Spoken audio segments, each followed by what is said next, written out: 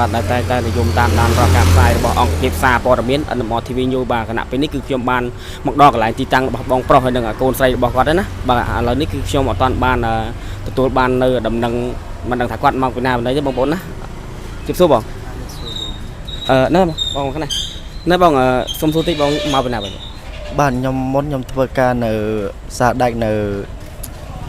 ទំនប់កុកសៅបងហើយទៅឡានមេអូនមួយមុតដៃមុតច្រើនពេកខ្ញុំឈប់ធ្វើចឹងបាទហើយទៅខ្ញុំអត់មានទីពឹងពេលខ្ញុំឈប់ធ្វើទៅខ្ញុំអត់មានទីពឹងទេបើម៉ាក់មានបើតាម៉ាក់ហ្នឹងគាត់ចាស់គាត់នៅសេឈ្នួលមើលកូនគេនៅម៉ាឡេបើប៉ាគាត់បាច់ខ្ញុំអាយុតូចនៅក្រហមល្ងាលមកហើយចឹងខ្ញុំអត់មានបងប្អូនទេនៅពេញអត់មានសាច់ញាតិទេអញ្ចឹងអ្វីដែលបងចង់ស្នើសុំការ live របស់ខ្ញុំនេះតើគោលបំណងចង់ឲ្យយ៉ាងម៉េចវិញបងចង់បានការងារធ្វើឬក៏ចង់ឲ្យបងប្អូនយើងជួយជាអ្វីមួយផ្សេងខ្ញុំឲ្យបងខ្ញុំចង់ឲ្យបងឯង live ខ្ញុំនេះខ្ញុំចង់បានរកការងារឲ្យខ្ញុំធ្វើដើម្បីចិញ្ចឹមកូន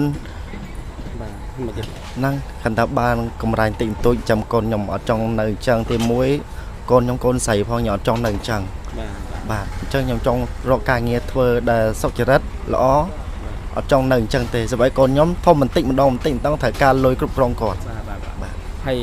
ឥឡូវនេះបងតាមបានញ៉ាំបាយណាបងនៅដាច់បាយពីព្រឹកមកហើយអូប្រិមិត្តយើងណាឥឡូវនេះបងប្រុសគាត់បានបញ្ជាក់ថាគាត់អត់ទាន់បានបាទហូបបាយទេណាតាំងរយៈពេលប៉ុន្មានថ្ងៃបង2 3ថ្ងៃណានិយាយចំបាយអត់ពីម្សិលមួយថ្ងៃពេលល្ងាចពេលបាទមុននឹងតិចមានបងប្អូនយើងចាប់ផ្ដើមព័ត៌មានចុះក្នុងក្រុមបាទដើម្បីឲ្យធ្វើការជួយផ្សាយឲ្យបងណាតែមុនហ្នឹងក៏មានបងប្អូនបាទជារដ្ឋយើងហ្នឹងគឺគាត់បានចូលរួមថវិកាបានខ្លះដែរតែដល់បានឆែកមើលក្នុងកុងថាគាត់ចូលរួមបានប្រហែលទេណាបងអរគុណហើយសុំសួរបន្ថែមបងបានទេបាទបងហើយចុះប្រពន្ធបង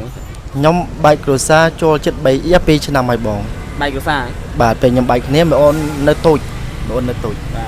បាទឥឡូវកូនខ្ញុំបែកហ្នឹងខ្ញុំយកកូនអញ្ចឹងណាបាទបើម្ដាយគាត់អ្នកខាងតកែវអញ្ចឹងបាទស្រុកកំណត់ខ្ញុំអ្នកខាងកំពង់ចាមនៅក្រូចឆ្មាបើតើខ្ញុំអត់មានផ្ទះសម្បែងទេបាទខ្ញុំអត់មានកន្លែងច្រកក៏អត់មានកន្លែងបងហើយបងមកចាំនៅកន្លែងនេះអស់រយៈពេលប៉ុន្មានថ្ងៃនេះខ្ញុំបើសម្រាប់ខ្ញុំគេនៅបានគេនៅនេះខ្ញុំទុំមកចាំនៅនេះបើតើមុនយប់ម្សិលខ្ញុំគេនៅ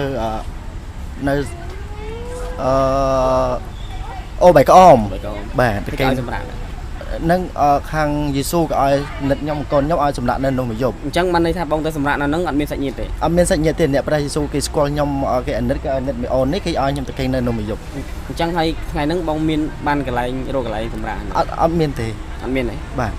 មីអូនមកនេះអង្គុយព្រឹកមកឲ្យមកខាំរហូតបាយទឹកក៏អត់អីក៏អត់បើទៅបាយមីអូនបានអ្នកចិត្តខាងគេជិះម៉ូតូក៏ឲ្យមកប្រអប់ដែរព្រឹកមាញ់បាទ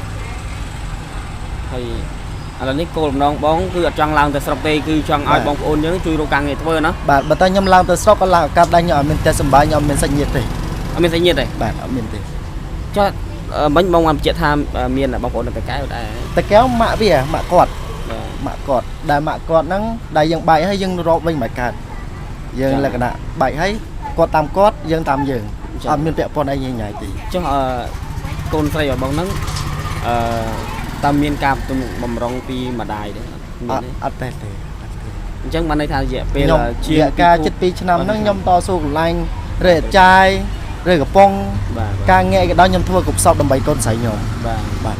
យើងអត់ទៅឆក់ប្លង់គេទេដើម្បីកូនស្រីខ្ញុំហ្នឹងយើងតស៊ូដើម្បីកូនបាទទោះប្រាក់ខែកម្រៃតិចតូចខ្ញុំត្រូវធ្វើដើម្បីកូនបាទបើដល់ពេលនេះខ្ញុំដាច់ការងារខ្ញុំទទួលស្គាល់ថាដាច់ការងារពេលដាច់ឲ្យលុយផ្ទះជួលក៏អត់ឲ្យលុយទិញបាយញ៉ាំក៏អត់មានដែរបងប្រិមិត្តទូរទស្សនិកជនដូចជាបងដែលបងប្រុសបានបញ្ជាក់អញ្ចឹងបាទហើយអញ្ចឹងសូមបិទការ live តែប៉ុណ្្នេះចុះណាបងណាបាទដើម្បីរងចាំបងប្អូនយើងគាត់ធ្វើការចូលរួមថវិកាក៏ដូចជាចូលរួមចំណាយអ្វីមួយផ្សេងទៀតគឺការដែលរកការងារបងណាបាទបងប្អូនប្រិមិត្តហ្នឹងបាទសតកៅនេះ